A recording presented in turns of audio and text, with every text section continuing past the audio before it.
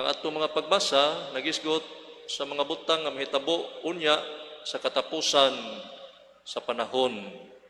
Karon nagisgot kini sa pagpangandam kay ang Ginoo moabot, no?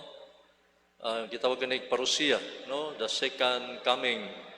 Wata kaybaw unsang tuiga, unsang adlaw. Muna kinahanglan gyud nga mangandam o kining pagpangandam sa kaning ato naman ning gibansay matag adlaw sa dili pa kita manimba mangandam na ta, no? Sa di pa ta ngadto sa di pa ta mamahaw mangandam, di pa trabaho, di pa mo eskwela mangandam munang ato man ning gibansay, no? Nya gituluan kita sa Ginoo sa importante sa pagpangandam tungod kay daghang kay mga hitabo sa kalibutan nga moabot sa kalit kaayong hitabo, kalit kaayo nga mga hitabo, no? Mokalit lag linog, mokalit lag bagyo, mokalit daghang mga panghitabo nga kalit kaayong moabot sa atong kinabuhi. Muna giingon nga this world is full of surprises. Muna ang arong malikayan, ang kabalaka, kabalisa, kahingawa, kahingangha, doon nagi pagpangandam. Kaya ang pagpangandam, makahatod nato sa kasiguruhan o kaluwasan. Kanya, ang kaning pagpangandam sa in English, prepare or preparation. Gikan kani sa duha ka mga pulong, pre, nya para. Kanang pre is a Latin word which means before. Nya para is a Greek prefix which means either beside, near, or beyond. No? Unang dunay gitawag o paradox, beyond belief. Statement is beyond belief. Nya kung mo para sa tao sa kanan, mohunong ang driver atong ingnon nga, sir, take me to the place beyond where I stand. No, pasabot sa Ginoo nga sa dili pa ta maabot sa unahan dito sa inging harian, doon na gitay pagpangandam. O ang atong ebanghelyo, ang unag yung gipunting niini, maugyod ang mga Hudiyo. Tungod kay sila mo'y unang gihimong piniling katawhan. They were the first chosen by God. They were the chosen people. And their whole history should have been a long preparation for the coming of the Son of God. Ang ilang istorya sa ilang kinabuhi, gikan ni Abraham, ni Isaac, Jacob, usa kini ka istorya unta sa taas nga pagpangandam sa pag-abot sa Mesiyas. Pero pag-abot yun ni Jesus, wala nila dawata siya. Munang pag-ato na mo sa Israel, nag-retreat mi dito, 22 may kapari, naka-interview mi dito sa mga Hudiyo, only 1% ang may dawat ni Jesus nga Ginoo. No, only 1%. Muna nga dako pag yung kaayong kining trabahoon nga mo-convert, mabalhin ng mga Hudiyo aron motuo sila kang Hesus. Munang sa ebanghelyo, sila giunang giikuan ani punting nga sila mo'y unang giimbitar, no? Kanya sila mo'y unang nahimong piniling katawhan.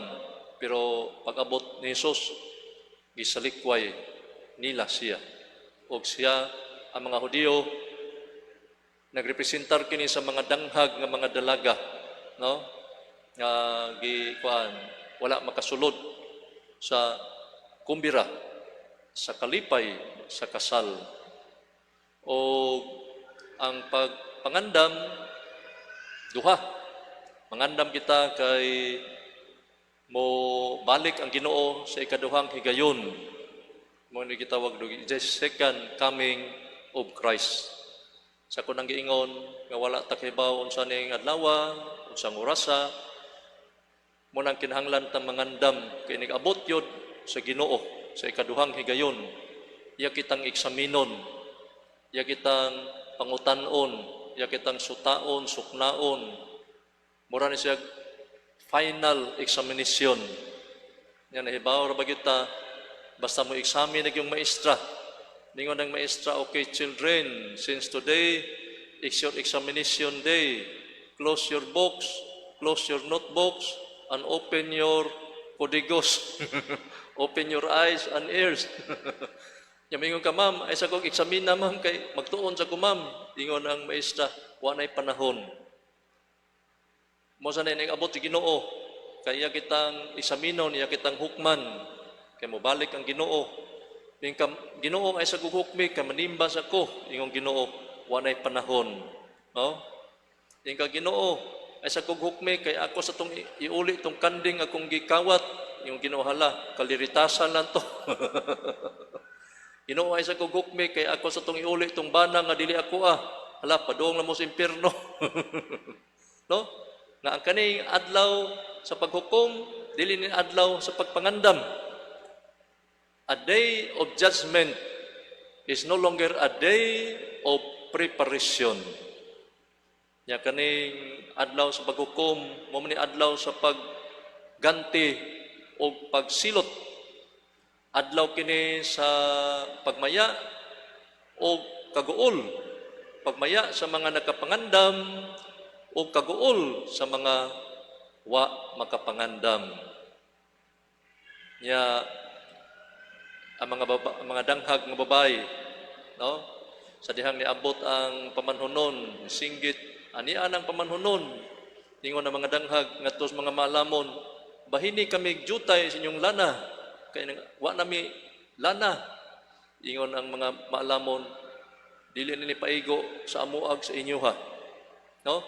Nanghuam unta sila. Doon na gyud ay mga higayon, no? Inag-abot na sa adlaw nga hukman ta, dili na kita makahuwam o mga maayong binuhatan sa atong isikataw. Nga atong mga buhat nga maayo, ato argyod na.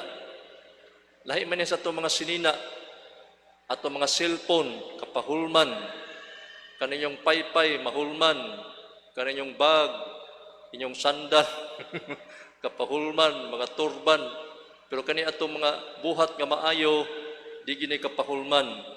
Yung Ginoo ay sa kog hukmi, kay manghuwam sa kog maayong binuhatan sa kong inahan, kay siya hinimba. Yung Ginoo, dili na pwede. Ang imuha mo'y atong hukman. Yung Ginoo ay sa kog hukmi, kay manghuwam sa kog kining maayong buhat sa kong amahan, kay siya manggihatagon, maluluyon. Yung Ginoo, di na pwede. No? Muna, si San Pablo ra ba nag-ingon, nga nagingon ang Ginoo tungod kay buhi ako, muluhod ang tanan sa kong atubangan ug ang tanan magdaig sa Dios. Sa ingon ni ini matud pa ni San Pablo, sa ingon ni ini ang matag usa kanato maghatag unyag husay sa Dios mahitungod sa iyang kaugalingon. No? Ikaduha sa tang mangandam, gawas nga mangandam tang mobalik ang Ginoo, kaya kitang hukman, mangandam sa tanan ng gitawag o kamatayon. Kaya kamatayon, wa gyud na to mahibaw kung satang orasa mamatay. No? Wa gyud nakahibaw. Kaya doon ako'y nahibawan, perti niyang guula. Kaya namatay yang bana, unya, naglibog pa siya, asa sa bayad sa lungon, libog pa siya, no, daghang sa problema, namatay tungod sa kaguol. So diya sa ko'y nahibawan, pagkadaog yun niyag hialay, pagkadaog niyag hialay, tungod sa kalipay, namatay. No, di kita katagna, mag-uol ta, mamatay. Malipay, patay. Kung magsige sa tag-inom, daot ang atay, patay. Kung magsige sa takaog baboy, buntag, unto, gabi, humba, adobo, patay. Ug sa tekaon piting gutuma, patay. Di ta kay baw, muna mangandam ta kay katong Doon ay artista nga nagbakasyon dito sa Palawan, nagbakasyon, giurom, namatay. No? Nasa ko'y gimisahan, ko unsa may namatyan ini imong anak manan, isa namatay ni pader kay nakaon sa restaurant, nalahog ang kutsara, unya, yang gikuha ni duko siya, misaka yan dugo, namatay. No? Munay kuyaw, duhagyo ni kaklase atong pagpangandam karon. Mangandam ta kay mobalik ang Ginoo o mangandam sa ta sa atong kamatayon. Nya usag yun sa paagi nga mangandam ta kanig yung pakigdait nato sa Ginoo. We must make peace with God. One of the ways to prepare our life is to make peace with God. Nga dili kita mo supak sa Ginoo, dili kita makigbatok, makig-away sa Ginoo. Ug unsa iyang gisugo atong tumanon, unsa iyang gisulti atong buhaton, no? Ikaduha, nga makigdait ta sa atong isikataw.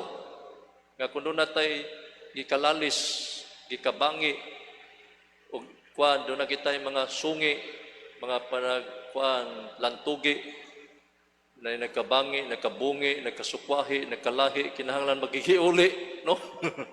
We must reconcile ourselves with others to prepare, no? Kay ang ato bang kinabuhi usara. We have only one life. If we live it right, one is enough to achieve salvation. Ngayon sa kababay, nag-birthday siya, sayo paskadlaon alas 3, mata na siya, kaya nangumpras carbon, kay palit siya mga kuan ba, kanang mga karne, isda, uban pa. Pagkauto na, luto na tanan, naabot ng mga bisita, ni greet niya, happy birthday Marie. So salamat kayo nga naagid mo. Salamat daghang kay mga bisita. Dingon na yung tagtungod nga nag-birthday, ayaw gyud mo panglakaw ha, kagiandaman gyud ta mo. Ako gyud nangunay sugkay ani, ako nangunay kumpra, naghiwa, ako gyud nangunay luto ani, no? Init kayo. Ya, dingon mga imbitado, unsa may imong giandam Marie?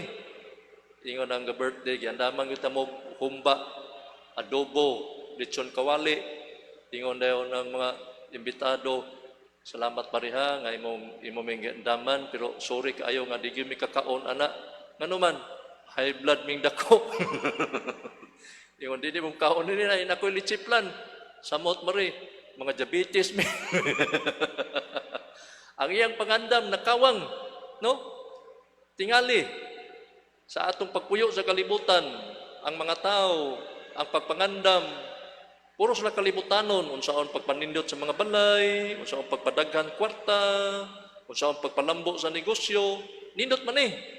Pero wa ganitay panahon sa pagsimba, pagampo sa Ginoo. Wa tay panahon sa paghigugma sa atong isikataw, kaluoy sa atong silingan. Wa tay panahon sa mga espirituhanong mga butang.